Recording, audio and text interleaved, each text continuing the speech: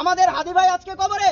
উনি আমাদের কাছে বলে গিয়েছিল যে বিপ্লবীরা কোনো এক রাস্তায় রাজপথে গুলি এসে মারা যাবে, শুধু আমার হত্যার বিচারটা করিয়েন। সেই হত্যার বিচার আপনারা করতে পারছেন না।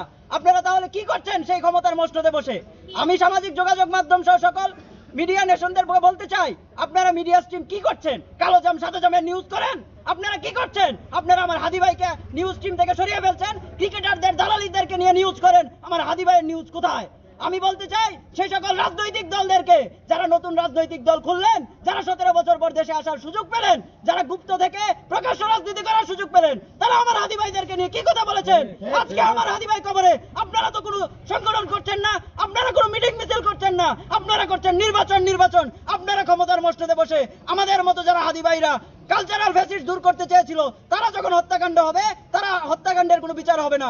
আমরা বলতে চাই, আমরা কালচারাল ফ্যাসিস্টকে দূর করব, আমরা মিডিয়ার ফ্যাসিস্টকে দূর করব, আমরা ডিজিএফআই এনএসআই এর ফ্যাসিস্টকে দূর করব, আমরা রাজনৈতিক ফ্যাসিস্টকেও দূর করব ইনশাআল্লাহ। যতদিন না পর্যন্ত দূর করতে পারছি এই রাজপথ ছাড়ছি না। ইনকিলাব জিন্দাবাদ।